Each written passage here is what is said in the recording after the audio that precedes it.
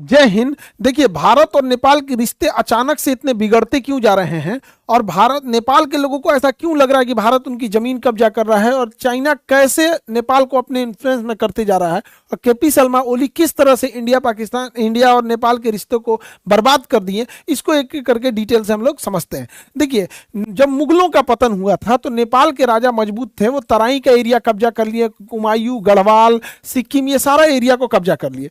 लेकिन अंग्रेजों ने जब इस पे आंग्ल और नेपाल युद्ध किया 1814 से 1816 के बीच में, तो नेपाल के गोरखा शासकों को पीछे हटना पड़ा और उनको ये जमीन वापस करनी पड़ी अंग्रेजों के साथ। हमारा तो सत्ता उस समय गिर चुका था, यहाँ पे मराठों की भी हार हो चुकी थी। 1761 के पानीपत के युद्ध के बाद मराठों का पतन प्रारंभ हो गया, इधर मुगल खत्म ही हो गए थे। तो यहाँ से पहले जो सतलज नदी से इनकी सीमा बनती थी, अंग्रेजों ने इसे कह दिया कि भैया ये आपकी काली नदी से सीमा बनेगी यहाँ पर, और यहाँ पर मेची नदी और यहाँ गंडक नदी, ये बॉर्डर जो बनेगा बिहार के साथ गंडक नदी। तो 3 नदियों को सीमा बना दिया अंग्रेजों ने। अब इन 3 नदियों को समझते हैं। ये सीमा जो बनाई गई थी ये सुगौली में बैठ के बनाई गई थी। सुगौली बिहार के चंपारण में एक जगह है सुगौली, तो सुगौली में ये संधि हुई 1816 की, इसलिए इसे सुगौली की संधि कहते हैं। इसके तहत नेपाल की पश्चिमी सीमा काली नदी, उसके उधर भारत का उत्तराखंड, इधर मेची नदी, इसके इधर सिक्किम, और नीचे ये गंडक नदी। अब इन नदियों से विवाद कैसे है, तो ये विवाद समझती है मेनली गंडक और मेची को लेके, क्योंकि नदियां अपना रास्ता बदल देती हैं।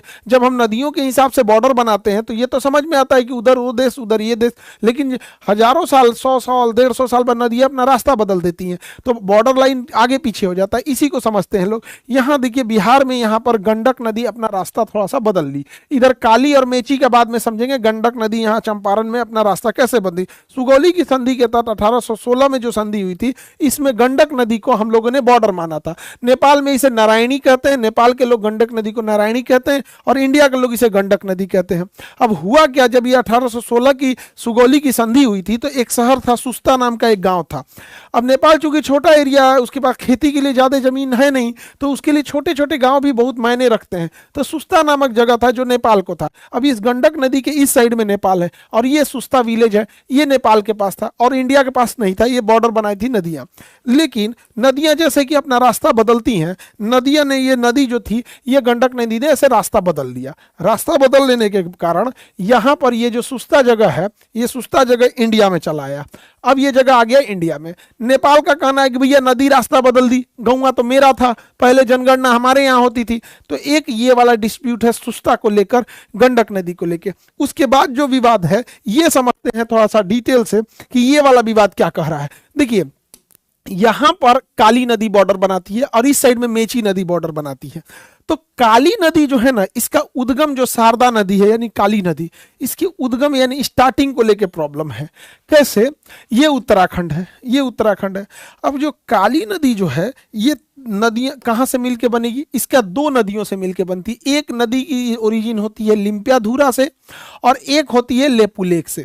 जिस समय 1816 में सुगौली की संधि हुई थी, उस समय इस लेपुलेख नदी को ओरिजिन माना गया था। तो लेपुलेख नदी के इस साइड में इंडिया हो, नेपाल हो गया, और इस साइड में इंडिया का उत्तराखंड हो गया। लेकिन बहुत सारे जगहों पे इस काली नदी का उद्गम लिम्पियाधुरा को माना गया है। अब देखिए प्रॉब्लम कहां से आएगा। इंडिया कहता है कि लेपुलेख से है, इसलिए लेपुलेख के उस साइड में नेपाल और इस साइड में कंप्लीट इंडिया हो जाएगा। लेकिन इंडिया को लेपुलेख की बहुत ज्यादा जरूरत है। नेपाल का कहना है कि पहले हमारे यहाँ के लोगों की जनगणना भी हमारे नेपाल में होती थी। क्यों? क्योंकि नेपाल का कहना है कि ये जो काली नदी है इसका उद्गम लिम्पियाधुरा से है। अगर लिम्पियाधुरा से उद्गम माना जाएगा तो ये एरिया नेपाल को एक्स्ट्रा मिल जाएगा। नेपाल कहता है कि भैया ये नदी का जो ओरिजिन है हम लिम्पियाधुरा को मानते हैं। भारत का कहना है कि नहीं भैया हम लेपुलेख मानते हैं। अब बीच में फंस जाता है काला पानी कि भैया हम किधर से जाएं यहाँ पे। अब ये जमीन जो है ये हमारे लिए बहुत ज्यादा खेती उपजाऊ इस सब की जमीन नहीं है। मेन ये जमीन हमारे लिए कैलाश मानसरोवर यात्रा के लिए ज्यादा जरूरी है। यहाँ पर कैलाश मानसरोवर यात्रा है तो ये लेपुलेख दर्रा होके हम लोग जा सकते हैं। अब चाइना क्या किया है, यहाँ अपनी ट्रेन लेके चला है, बुलेट अपनी ट्रेन। तो अब हम लोग अगर वहाँ रास्ता नहीं बनाएंगे, अगर हम ऐसे ही छोड़ देंगे तो युद्ध की स्थिति में हमको कोई एडवांटेज मिलेगा नहीं मिलेगा वहाँ पर। इसलिए भारत ने यहाँ से सड़कें बनाना चालू किया और लेपुलेख तक 80 किलोमीटर तक की सड़क बनाई। जैसे सड़क बनाया ना तो नेपाल इसका विरोध कर रहा है, कह रहा है कि ये तो गलत है, काला पानी मेरा है, लिम्पियाधुरा मेरा है, लेपुलेख मेरा है। भारत कह रहा है कि भैया लेपुलेख तक उधर के इधर रहो, बट ये जो एक्स्ट्रा जमीन का टुकड़ा है ना, इसको लेके विवाद हो गया है। अब नेपाल चूंकि उसके पास खोने के लिए कुछ नहीं है, नेपाल जो है चाइना के इन्फ्लुएंस में आ रहा है, इसलिए जो नया नक्शा बनाया है ना नेपाल, उसमें देखिएगा उसने अपना ये एक्स्ट्रा जमीन जोड़ दिया है अपने नए नक्शा में।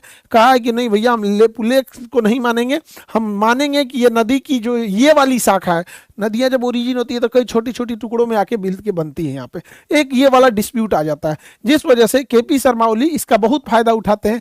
इन्होंने अपने नोट पे जो लाया था उसमें इन्होंने एक्स्ट्रा नक्शा ये जोड़ दिया था और कहा था ये लिम्पियाधुरा से लेके यहाँ तक मेरा लेपुलेख तक आएगा, बीच में काला पानी आ जाता है। तो जिस वजह से ये चाइनीज कम्युनिस्ट पार्टी के पूरी तरह से प्रभाव में आ गए हैं केपी शर्मा ओली, और इंडिया नेपाल के रिलेशन को खराब करने में लगे हुए हैं। इनका कहना है कि प्राचीन पहले समय जाके देखिए, वो लेपुलेख का एरिया जो था वहां पर हम लोग की जनगणना होती थी, ये एरिया में यहाँ नेपाल के लोग रहते थे। अरे भैया उस तरह से तो बिहार में भी नेपाल के लोग रहते हैं, दुनिया भर के नेपाल के लोग रहते हैं, तो क्या पूरा का पूरा नेपाल का नहीं हो जाएगा?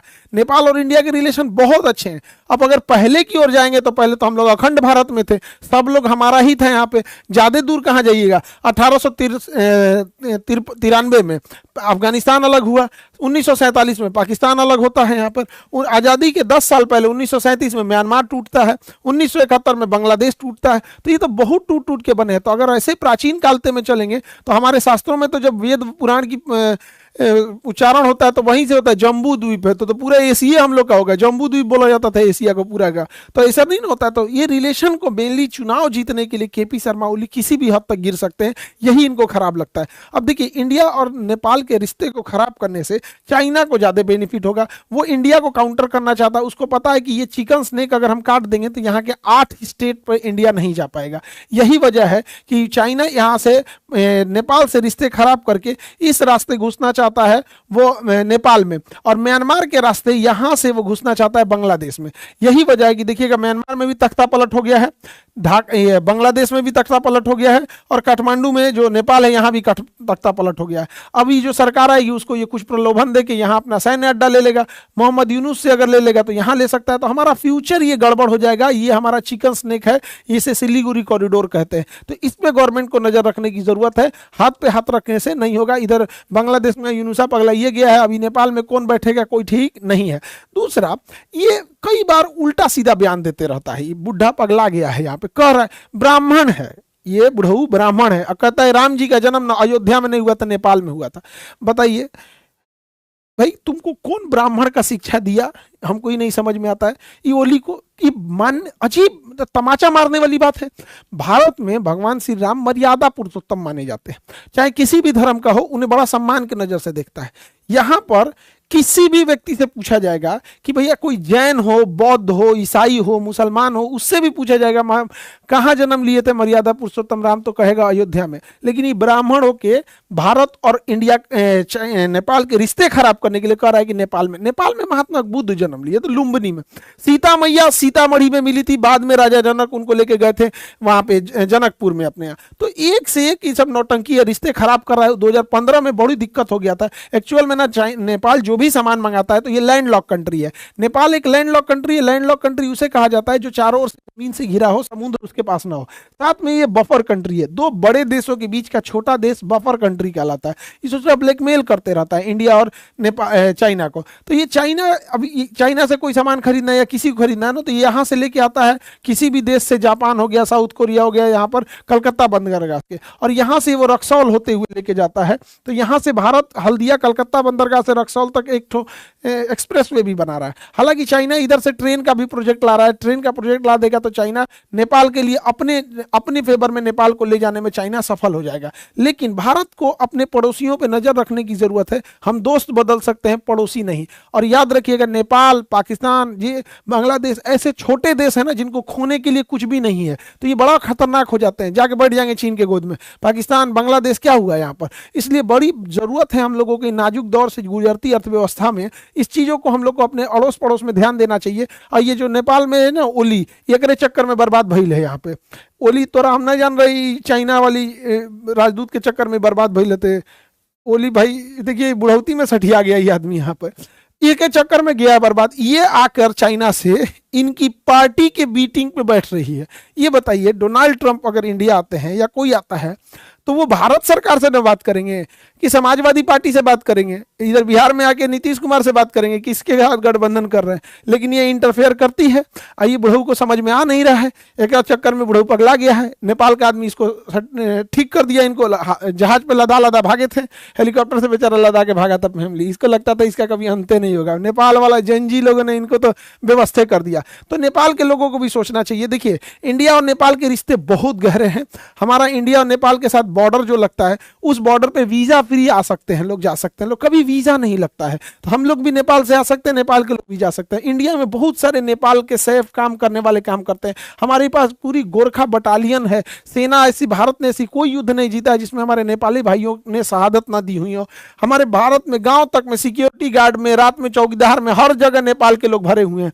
इवन नेपाल को यूज करने के लिए भारत ने सार्क सैटेलाइट दिया था।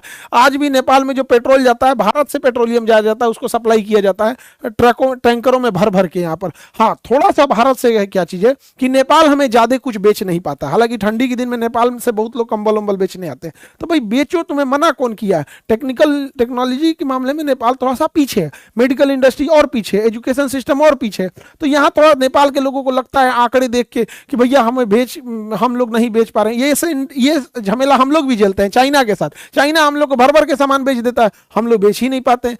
वैसे ही चाइना, जैसे हम लोग चाइना को देखते हैं व्यापार के नजर, नेपाल वाले हम लोग को देखते हैं यार ये भर भर के सामान बेच दे रहे हैं, हम लोग बेच ही नहीं पा रहे हैं। मना थोड़ी किए हम लोग, वहां से करो। नेपाल को स्टेबल रखने के लिए भारत ने पाम ऑयल नेपाल से इंपोर्ट करने लगा। जबकि देखिए, पाम जो होता है ये विषुवतरेखीय वृक्ष है, मलेशिया वगैरह में होता है। तो नेपाल था मलेशिया से इंपोर्ट करता था और अपने यहाँ बहुत सारे कारखाना लगाया था जिससे पाम से उसके ऑयल निकाला जा सके। भारत ने कहा कि भैया तुम्हारे यहाँ लोगों को रोजगार मिला है, हम डायरेक्ट मलेशिया से नहीं खरीदेंगे, तुम ही से खरीद लेते हैं। तो भारत नेपाल के पाम इंडस्ट्रीज को जिंदा रखने के लिए मजबूरी में वहां से खरीदता है। लेकिन इधर से मलेशिया जो था ये पाकिस्तान का गुण गाने लगा, तो हम लोगों ने नेपाल से कह दिया भैया तुम कहीं और से पाम लाओ, मलेशिया का रहेगा तो हम नहीं ले सकते हैं यहाँ पे। तो ये चीजें क्योंकि बैलेंस करना भी हम लोग को बहुत ज्यादा जरूरी रहता है। अब काला पानी, लेपुलेख, लिम्पियाधुरा का जगह देखिए कैसा है यहाँ पे, एकदम दुर्गम में चोटियां हैं। यहाँ ना खेती होगी, ना स्कूल खुलेगा, ना कुछ। लेकिन सामरिक दृष्टि से बहुत जरूरी है। युद्ध ऐसी स्थिति में अगर भारतीय सेना लेट से पहुंचेगी तो बहुत दिक्कत हो जाएगा। इसी सड़क को चौड़ीकरण का नेपाल विरोध कर रहा है। अब बताइए, नेपाल यहाँ पे कौन सी खोल देगा? अपने तो 5 स्टार होटल खोलेगा। लेकिन बस यही है, चाइना ने कुछ पैसे दे दिए हैं, रिश्ते खराब कर रहा है। भारत सरकार को भी सोचना चाहिए ऐसे जगहों को कुछ डिप्लोमेटिक ढंग से किया जाए। देखिए, नेपाल से हमारा अच्छी दोस्ती है। जब हम बॉर्डर खोल सकते हैं नेपाल से, तो नेपाल को भी ये कह सकते हैं हम लोग कि भाई इसको कॉमन यूज के लिए हम लोग जगह रख लेंगे। देखिए, जब तक इसका भारत सरकार कोई सोल्यूशन नहीं निकालेगी, नेपाल में यह एक राजनीतिक मुद्दा बना रहेगा कि हमारी सरकार आएगी तो हम काला पानी लाएंगे, लेपुलेख लाएंगे, लिम्पियाधुरा लाएंगे। बेटर है कॉमन यूज के लिए रख लीजिए। नेपाल और हमारा इंडिया का अच्छा रिश्ता है, इतना अच्छा रिश्ता है। आप ऐसे समझिए कि नेपाल के जो सेनापति होते हैं ना, वो भारत के भी ऑनरेरी सेनापति होते हैं। जो भारत का सेनापति होता है जब यहाँ शपथ लेता है तो नेपाल जाता है, वो भी वहां का ऑनरेरी सेनापति लेता है। जब इतना भरोसा है भाई, तो कुछ कॉमन यूज के लिए ले सकते हैं लोग वहां पे। बाकी नेपाल को भी इंडिया से समझना चाहिए कि हम भाई ऐसा ना हो कि चाइना के चाल में वो भी फंस जाए। और इसमें किसको फायदा हो रहा है? चाइना को फायदा हो रहा है। तो काला पानी वाला जो एरिया है, इसके चौड़ीकरण से लेके हर चीज को लेके इंडिया को थोड़ा सा सतर्कता रहने की जरूरत है। बहुत सारे बच्चों को लगता है कि काला पानी तो अंडमान निकोबार को भी बोला जाता था। तो ये उत्तराखंड का लिम्पियाधुरा, काला पानी, लेपुलेख था। अंडमान निकोबार में एक जेल है जिसको काला पानी, सेलुलर जेल था। वो सेलुलर जेल को काला पानी कहा जाता था, अंडमान निकोबार में भेज देता था। ये इसका एंट्री द्वार था, ये मेन टावर था यहाँ से, और यहाँ से ये सब देखते थे सब इसमें बैरक बना के। और इस ऐसे जो ऐसे गए हैं, ये यहाँ पे बहुत यातनाएं दी जाती थी। ये था आपका सेलुलर जेल, यहाँ पर ही काला पानी की सजा देती थी। तो एकदम निर्मम तरीके से किया जाता। जेल का नाम था सेलुलर जेल। ऐसी होती थी, 3 मंजिले जेल होते थे यहाँ पे, 20 से ऐसे रास्ते होते थे। और यहाँ पर कुछ ऐसे जिन्हें ज्यादा सजा देनी होती थी, उनका ये बैरक वगैरह ढक देता था, रोशनी तक नहीं आने देता था। इतना ज्यादा अत्याचार हुआ है भारत में। सबसे ज्यादा अत्याचार इसी काला पानी जेल में हुआ है। यहाँ ऐसे बैरक रख दिए जाते थे। अंदर एक छोटा सा कमरा होता था ये बंद करने के लिए, और यहाँ से कुंडी दी जाती थी। ये कुंडी अंदर अंदर आके इसमें लॉक होती थी ताकि कोई हाथ से इसे खोल ना सके यहाँ पर। और इसके अंदर ऐसे रास्ते होते थे। वीर सावरकर जो थे यहीं पे बंद किए गए थे। इन्होंने कोयले से बहुत सारे को इतिहास और श्लोकों को लिखा हुआ था, भारतीय स्वतंत्रता के इतिहास को अपने दीवारों पर लिख दिया था वीर सावरकर ने वहां पर। अब यहाँ पर भारत से जितने भी कैदी जाते थे ना, जितने स्वतंत्रता की बात करते थे, सबको अंडमान निकोबार के ये सेलुलर जेल में ले आके भर देते थे। इस सेलुलर जेल यानी काला पानी की सजा में इतनी भयानक सजा दी जाती थी। देखिए यहाँ पर एक जो कैदी पकड़े जाते थे, इनके गले में चेन बांध के यहाँ पे इसमें एक लकड़ी फंसा दिया जाता था, इतना दर्दनाक होता था। और इन्हें यहाँ एक देखिएगा पत्थर दिया है जिसपे एक नुकीला चाकू लगाया है, और इन्हें नारियल छीलते रहना था ऐसे दिन भर। ऐसा नहीं है कि कैदी है तो चुपचाप बैठल रहिए, दिन भर नारियल छिलवाता था, हाथ में छाले पड़ जाते थे नारियल छीलते छीलते, दर्द हो जाता था बैठे बैठे, लेकिन दिन भर नारियल छिलवाता था इनसे। अच्छा नारियल छिल गया ना, अब नारियल को इसमें डाला जाता था, यहाँ लकड़ी के इसमें यहाँ पे, और इसमें भारी पत्थर बांध दिए जाते थे, और इनको लेके दिन भर घुमाना था, दिन भर। यही है कच्ची धानी, बैल वगैरह से पहले जोतवाया जाता था ना यहाँ पे, ये इंसान से। ये हमारे स्वतंत्रता सेनानी रहे होंगे कोई, इन्हें अंग्रेजों ने पकड़ के लाया गया होगा। कितनी मुश्किल से हम लोग को आज़ादी मिली है, जिसका कोई हिसाब नहीं, यहाँ से निकलवाते थे। इसके अलावा देखिए, अगर कोई किसी से थोड़ी सी गलती हो जाती थी, जैसे मान के चलिए उसे बोला गया तुम्हें 40 लीटर नारियल तेल निकालना है, और अगर उसने 40 लीटर में आधा लीटर कम कर दिया ना, तो उसे जंजीर पहना दिया जाता था पैरों में यहाँ पे, फिर उसे चलने में बहुत दिक्कत होती थी। अगर कोई बीमार पड़ गया और तेल नहीं निकाल पाया, नारियल नहीं छील पाया, तो उसको जंजीर के जगह पे ना छड़ बांध देता था।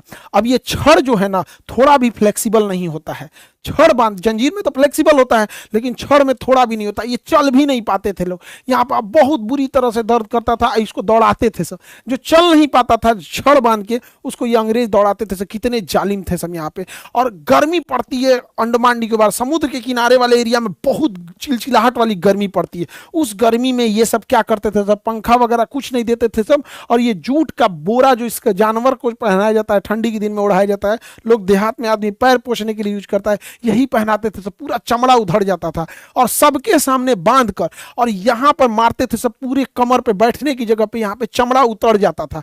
मारने के बाद जब यहां चमड़ा उतर जाएगा तो जब भी इंसान टॉयलेट के लिए नीचे बैठेगा तो फिर से वो चमड़ा फट जाएगा, दरार आ जाएगा। इतना मार मारते थे सब भारतीय सैन्य, स्वतंत्रता सेना। ये कोई पीट रहे हैं हमारे स्वतंत्रता सेनानी रहे होंगे, और हम इन लोग की शहादत के बदले हम लोग की ऐसी आज़ादी मिली है, और आज की जनरेशन को पता नहीं लगता है कि ऐसा ही मिल गया। यहाँ पर इतनी कठोर सजा होती थी ना, और वहाँ बदबू से मलेरिया फैल जाता था। पानी इतना गहरा होता था, काला रंग का दिखता था, गंदगी जानवर ये सबसे दूर तक कुछ दिखता नहीं था, तो काला दिखता था, काला पानी कहा गया। उसी के अंदर टॉयलेट करने के लिए बना देते थे सब। इन लोग को वहीं अंदर लेटरिन करना होता था, खुद से साफ करना होता था, फिर ले जाना होता था। कभी किसी की तबीयत खराब हो गई ना, अंदर ही लेटरिन कर दिया, उल्टी कर दिया, उसको वैसे ही छोड़ देते थे सब। मलेरिया हो गया वैसे ही छोड़ दिए सब, उसी में मारते थे सब उसको कि तुम क्यों इतना गंदगी फैला रहा है। और कौन सा अंग्रेजों को रहना होता था, पूरी तरह से बर्बाद कर दिया सब, मलेरिया फैल गया। इतना यातना देता था सब काला पानी जो अंडमान निकोबार में वहां पर। और खाना में क्या देता था, नालियां जो निकली होती थी, नालियां, इसके पास ना घास भूस जम जाता था, तो कैदियों से इसी को कटवाते थे सब। और इसी घास को, ये जो कचड़े हैं यहाँ पे, इसमें से पानी लेके, इसी कचड़े के पानी लेके घास को इसी में पकवाते थे सब, और सबके सामने कहते थे खाओ। जो खाता नहीं था उसको सारे चार दीवारी के बीच में बांध के मार देते सब, और मार के एकदम दिन भर धूप में वैसे ही छोड़ देते थे सब तड़पने के लिए, ताकि जाए वहां पे। इतनी भयानक सजा दी जाती थी काला पानी का। जो भी यहाँ गया, इक्के दुक्के लोग हैं जो वहां से सजा काट के वापस आए, वरना सारे लोगों को तो वहां मार ही देता था। सोचिए कितना निर्मम और कितना नीच हरकत होगा अंग्रेजों का, कि जो फांसी घर था उसमें 3-3 ठो फांसी देने वाला ये था तख्ता, 3-3। सोचिए आप कल्पना कीजिए कितना फांसी दिए होंगे सबकी, एक ठो फांसी देने वाला कम होगा कि भैया जल्दी जल्दी देना है ना, एक काम करो फांसी दे देते हैं। अभी जैसे हम हॉस्पिटल रहे ना, तो हमको अल्ट्रासाउंड, एक्सरे, ये सब चीजें बड़ी सस्ती है, तो हमने क्या किया ना, 3-3 अल्ट्रासाउंड मशीन रखे एक साथ 3 काम करेगा। इसलिए नहीं कि ज्यादा लोग आएंगे, वेट नहीं करना पड़ेगा, अरे खटाखट करके निकालते जाओ यहाँ पे 3-3। सोचिए ये फांसी लगाने वाला 3-3 रखा है। हम लोग इसलिए कहें कि अल्ट्रासाउंड में 15 मिनट लग जाता है एक आदमी का अल्ट्रासाउंड करते करते, दूसरा वेट नहीं करता रहे, एक साथ लगा के निकालो। ये सोचिए 15 मिनट लेट न लगे फांसी देने में, इसलिए इतना फांसी दिया सब यहाँ पर, बर्बाद कर दिया सब भारतीयों को। तो ये तो आज़ादी, बड़ी कीमत चुकानी पड़ी हम लोग को आज़ादी की, हम लोग को ऐसे सस्ते में मिल गई तो कीमत नहीं समझ में आता है। तो ये काला पानी अलग है और अंडमान निकोबार वाला काला पानी अलग है, दोनों में डिफरेंस है। एग्जाम में जो पूछता है वो काला पानी पूछता है उत्तराखंड वाला, इसलिए एग्जाम के हिसाब से याद रखिएगा। अभी बिहार पीसीएस यानी बीपीएससी का एग्जाम हुआ है, उसमें भी जो क्वेश्चन आए हुए हैं मैप से, सबसे बहुत इंपॉर्टेंट क्वेश्चन आया। हालांकि उसमें कुछ करंट अफेयर 3-4 साल पुराना पूछ दिया, तो ऐसे करंट अफेयर को अमूमन इग्नोर करना चाहिए और आयोग को भी इस टाइप से नहीं पूछना चाहिए। अभी देखिए यहाँ पर जो सेम टू सेम पढ़ा हुआ लगभग 120 प्लस क्वेश्चन आ गया। यहाँ पे आपको क्वेश्चन पूछा हुआ है, यहाँ क्लास है केजीएस का, यहाँ पे हम ये सारा चीज आपको पीडीएफ में अपलोड करके दे देंगे, आप एक बार क्रॉस चेक कर लीजिएगा। यहाँ जो पढ़ाया गया है वहां वही चीज आपको आया हुआ होगा। 120 प्लस क्वेश्चन सीधे सीधे क्लास नोट से यहाँ पर, तो 120 कितना भी कट ऑफ जाएगा, ये सारा अपलोड कर देंगे, आप देख लीजिएगा, एकदम मिला लीजिएगा एक एक करके। जो एग्जाम में आया है वो यहाँ पे आया है, जो एग्जाम में पूछ रहा है वही यहाँ पे भी पूछ रहा है, चाहे जितना भी टफ हुआ हो, इससे कोई बहस नहीं होता है यहाँ पे। तो दोनों में आना चाहिए। हालांकि इस बार कुछ आंकड़े जो थे वो बड़ा उलझाए थे बच्चों को, तो खैर उससे नहीं भागना है, जो क्वेश्चन आते हैं उससे तो आपको बनाना ही रहता है यहाँ पे। बाकी आप लोग पढ़ाई करते रहेंगे और इसको हम लोग आपको अपलोड कर देंगे ताकि आप लोग इसको मिला सके। टेलीग्राम में भी अपलोड कर देंगे कितना पढ़ाया हुआ है, और आप इस वीडियो के नीचे डिस्क्रिप्शन में भी दिखा देंगे कि कितना पढ़ाया हुआ है। देखिए जो बच्चे क्लास भी नहीं कर पा रहे हैं उन बच्चों के लिए कहते हैं कि अगर आप क्लास किए हैं तो आपको टेंशन ही नहीं है, पढ़ाया हुआ ही आएगा। नहीं भी किए हैं तो चूंकि ये बिहार पीसीएस का एग्जाम है, एक पॉकेट जी की किताब आती है 150 रुपए के आसपास की आती है, इसमें से 86 क्वेश्चन आया है। अब चूंकि बिहार स्पेशल भी पूछता है, क्योंकि बिहार पीसीएस का यूपी पीसीएस का रहता तो यूपी से स्पेशल पूछता है, तो इस बुक से 16 क्वेश्चन आया है। तो केवल यही 2 बुक अगर आप पढ़ लेते हैं तो 102 क्वेश्चन ऐसे ही निकाल के कट ऑफ के ऊपर चले जाएंगे। हालांकि इसमें जितना क्वेश्चन आया है, देखिए हम एकदम सीक्वेंस लगा देते हैं पेज नंबर के साथ। ये क्वेश्चन है, ये हमारे पॉकेट जीके का है, और ये पेज नंबर है, किसका है, बिहार जीके का है, किसका, सब पेज नंबर के साथ है। जैसे ये क्वेश्चन है 39 नंबर क्वेश्चन है, ये यहाँ पढ़ाया हुआ है पेज नंबर 100 के साथ। तो ये एकदम आपको लिंक के साथ अपलोड कर देंगे ताकि आपको देखने में आसानी हो। नहीं तो अभी कई बच्चों को लगता है कि कौन सा किताब पढ़े कौन सा नहीं। यहाँ क्वेश्चन है और यहाँ उसका आंसर है, पेज नंबर के साथ है, ताकि आप क्रॉस चेक कर सके। नीचे लिंक डाल देंगे और टेलीग्राम में भी इसे अपलोड कर देंगे। अच्छे से माइक्रोस्कोप से देख लीजिएगा आया है क्वेश्चन की नहीं। लेकिन आई होप कि आप नेपाल और ये इंडिया का डिस्प्यूट समझ गए होंगे। मिलेंगे नेक्स्ट क्लास में। जय हिंद।